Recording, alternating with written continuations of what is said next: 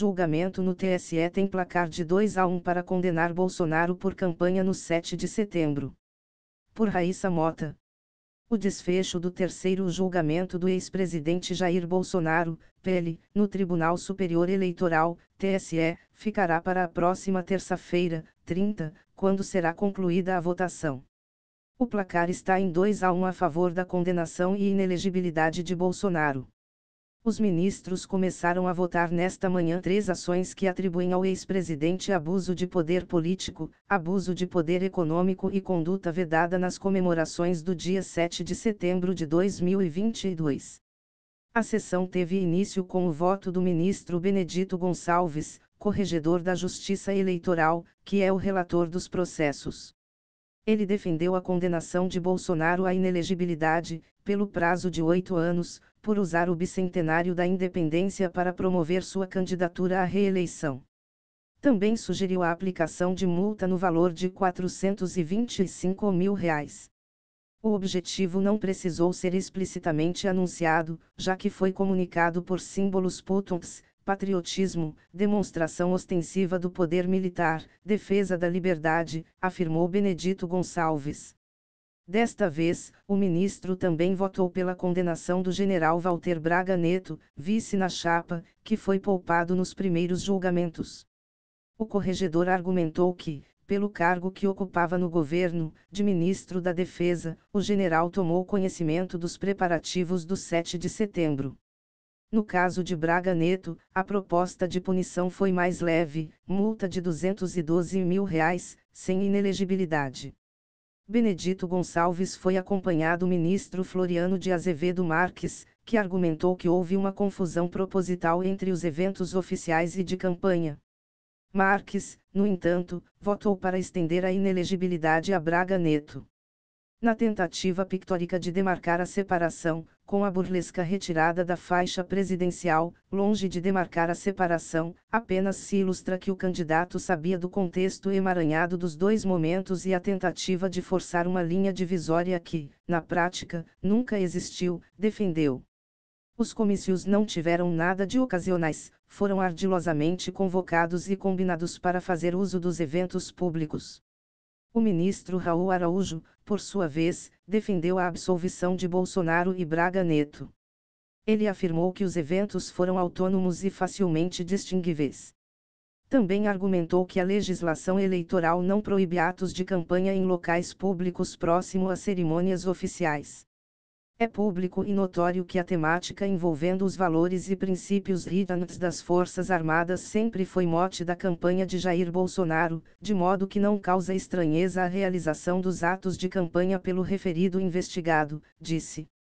É a terceira leva de processos contra Bolsonaro em julgamento no Tribunal Superior Eleitoral. O ex-presidente já foi condenado e declarado inelegível por atacar as urnas eletrônicas e atacar o sistema eleitoral. Bolsonaro foi absolvido em um segundo bloco de ações, que o acusavam de usar o cargo para fazer campanha na eleição de 2022. Ele ainda é alvo de outros 9 processos. Uma nova condenação não afetará concretamente o destino político do ex-presidente. Se for sentenciado novamente à inelegibilidade, será pelo mesmo período, ou seja, as punições neste caso não são somadas. O ministro Benedito Gonçalves listou uma série de condutas que, em sua avaliação, mostram que Bolsonaro tentou explorar as comemorações cívicas na campanha. Ele argumentou, por exemplo, que o ex-presidente convocou eleitores e apoiadores para saírem às ruas na data e que organizou comícios a poucos metros dos eventos oficiais. A militância convocada para a celebração recebeu como derradeira missão mostrar a força da candidatura dos investigados, em uma luta do bem contra o mal, seguiu o relator. Houve, de forma inequívoca, um sequenciamento entre atos oficiais e eleitorais. Benedito Gonçalves também lembrou que o empresário Luciano Heng, dono da rede de lojas Avan, acompanhou Bolsonaro na tribuna de honra do desfile cívico-militar na esplanada dos ministérios e depois no comício. O empresário não tinha cargo público e foi um dos principais cabos eleitorais do ex-presidente.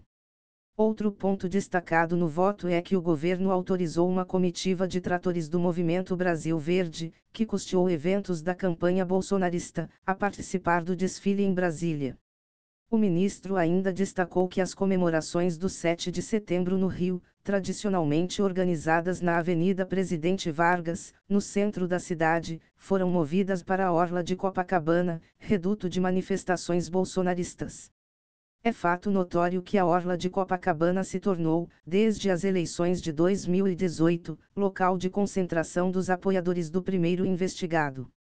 Juntando esse fator ao patriotismo militarizado que o candidato estimulou desde então, não há como negar a relevância simbólica de levar a parada militar para ponto de encontro de sua militância.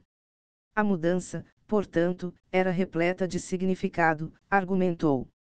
As ações relacionadas ao 7 de setembro são movidas pelo PDT e pela senadora Soraya Tronic, Podemos-MS.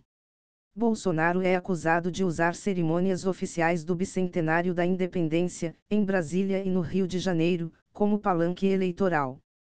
Pela manhã, o ex-presidente concedeu entrevista à TV Brasil no Palácio da Alvorada e depois acompanhou o desfile cívico-militar na esplanada dos ministérios.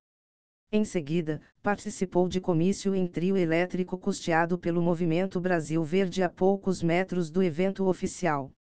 Bolsonaro foi a pé da cerimônia para o comício. Na parte da tarde, viajou para o Rio em avião da Força Aérea Brasileira, FAB, seguiu em uma motociata até o Forte de Copacabana, onde assistiu salto de paraquedistas, salva de tiros e manobra de aviões. O ex-presidente caminhou então até um trio elétrico, custeado pelo pastor Silas Malafaia, e discursou em um palanque na orla. O primeiro dia foi ocupado pelas sustentações orais dos advogados, pela leitura dos relatórios, documentos que reconstituem o histórico de tramitação das ações, e pela apresentação do parecer do Ministério Público Eleitoral. O vice-procurador-geral eleitoral, Paulo Gustavo Gunat Branco, reiterou o parecer enviado ao TSE e defendeu a condenação do ex-presidente por usar a estrutura pública para ter vantagem das eleições. Houve uma intencional mescla dos eventos oficiais com os particulares de campanha que os sucederam quase que imediatamente, afirmou. Notou-se a proximidade física e cronológica dos eventos a ponto de se embaçar alguma linha divisória que tivesse sido estipulada entre eles. Gunat argumentou que apoiadores pessoais de Bolsonaro estiveram presentes nos palanques oficiais e que a campanha do ex-presidente tentou sensibilizar multidões de eleitores para os atos de campanha. Outro argumento do procurador é que o ex-presidente teria tentado passar a impressão de proximidade com as Forças Armadas, também em benefício da própria candidatura. A associação do candidato com o sugerido apoio das Forças Armadas se revela de sensível gravidade para a regularidade das eleições, tanto mais quando o candidato timbrava em pôr em dúvida a legalidade do sistema de votação e, notoriamente, mais do que sugeria para as Forças Armadas o exercício extravagante da tarefa de árbitro de suas queixas, afirmou. O advogado Tarcísio Vieira de Carvalho Neto falou em nome de Bolsonaro. Ele negou que o ex-presidente tenha interferido na mudança do local das comemorações do bicentenário no Rio. Também alegou que os eventos de campanha e institucionais foram delimitados. Afirmou ainda que o uso da TV Brasil foi fortuito e que houve aumento nos gastos com as comemorações porque a data era simbólica, em homenagem aos 200 anos da independência. Ainda que essas opiniões externadas na fase eleitoral do dia possam parecer exageradas aos olhos e aos ouvidos mais sensíveis, elas fazem parte da liberdade de expressão. A chave para a solução dessa questão está no vigoroso e disciplinado isolamento dos atos praticados ao longo daquele dia, afirmou. O advogado Valber de Moura Agra, coordenador jurídico do PDT, falou em nome do partido e defendeu a condenação de Bolsonaro. Ele afirmou que o ex-presidente usou o dinheiro público, a estrutura do governo federal, a publicidade institucional e a TV Brasil para promover sua candidatura à reeleição. Nós estávamos comemorando os 200 anos da proclamação da República, nossa festa cívica mais importante, e essa festa foi profanada. Utilizou-se valores cívicos, militares e patrióticos para impulsionar uma candidatura presidencial, argumentou. Esse procedimento permitiu o quê? O proselitismo político. A advogada Marilda de Souza Silveira, que representa a senadora Soraya Tronic, foi na mesma linha e afirmou que Bolsonaro misturou o público e o privado e tentou fundir as cerimônias oficiais com os eventos de campanha. O que se viu foi o uso, com todo respeito, descarado da posição de chefe de Estado e estrutura dimensionada para o maior e mais importante evento cívico daquele ano com o objetivo claro de impulsionar a campanha, afirmou na tribuna.